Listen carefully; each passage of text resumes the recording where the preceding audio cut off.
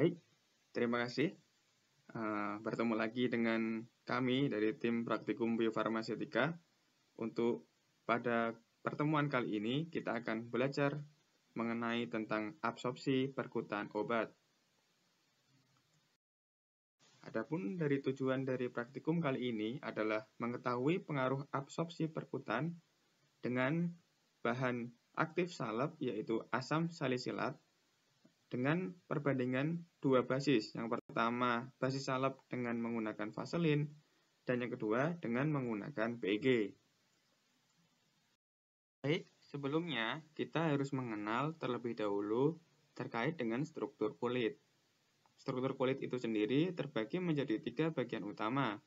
Yang paling luar ada bagian epidermis, kemudian di dalamnya ada bagian dermis, kemudian ada jaringan subkutan. Pada bagian epidermis terdapat bagian yang namanya stratum corneum. Kemudian pada bagian dermis ada kelenjar sebasea dan folikel rambut.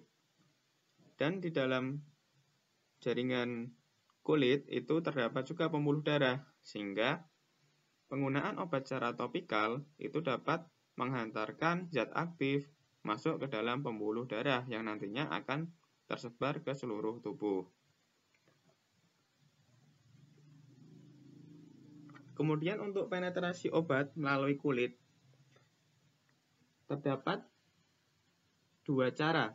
Yang pertama melalui rute transdermal, yaitu difusi obat menembus stratum corneum. Kemudian yang kedua itu rute transfolikuler, yaitu difusi obat melewati pori kelenjar keringat dan sebum. Pentingnya aktivitas farmakologi sediaan topikal menunjukkan pentingnya bahan pembawa dalam proses pelepasan dan penyerapan zat aktif. Bagian kulit yang terdiri dari stratum corneum yang bagian luar, kemudian epidermis bagian tengah, dan dermis bagian terdalam merupakan penghalang yang cukup tebal sehingga hanya obat-obat tertentu yang penetrasinya tinggi yang diberikan secara transdermal. Jadi, harus diperhatikan sifat fisikokimia obat dalam kaitannya dengan perjalanan obat mencapai sirkulasi darah. Kemudian, obat yang mencapai darah melintasi penghalang stratum corneum yang lipofil, kemudian epidermis yang hidrofil. Senyawa obat yang lipofil mudah menembus stratum corneum, namun tidak menembus epidermis, sehingga perjalanan menuju pembuluh darah terhambat. Senyawa obat yang hidrofil juga mengalami hambatan dalam penetrasi menembus stratum corneum yang sangat lipofil, sehingga absorpsi sistemiknya terhambat. Strategi mengatasi masalah di atas adalah dengan mengubah sifat fisikokimia obat, misalnya dengan enhancer, untuk senyawa hidrofil sehingga memudahkan penetrasi melalui stratum corneum.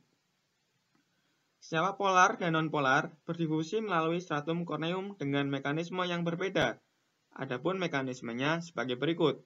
Senyawa nonpolar dapat langsung menembus sel-sel stratum corneum yang lipofil, sedangkan senyawa polar menembus stratum corneum melalui protein seluler yang hidrofil dan dalam jumlah kecil menembus stratum corneum secara intraseluler. Pemberian enhancer bersama obat polar akan meningkatkan jumlah obat yang berdifusi melalui stratum corneum dan menembus epidermis serta dermis untuk mencapai sirkulasi sistemik. Mekanisme kerja enhancer adalah dengan cara meningkatkan permeabilitas melalui jalur polar, lipid, polar maupun lipid. Untuk praktikum kali ini, kita akan membandingkan antara salep dengan basis PEG, yang kita ketahui bahwa PEG itu adalah sifatnya kurang lebih polar. Kita bandingkan dengan vaselin yang sifatnya adalah non-polar. Sedangkan asam salisilat sendiri itu bersifat kurang lebih non-polar. Kita akan bandingkan bagaimana dengan dua basis yang berbeda sifat. Kita lihat AUC-nya yang terdeteksi di dalam pembuluh darah.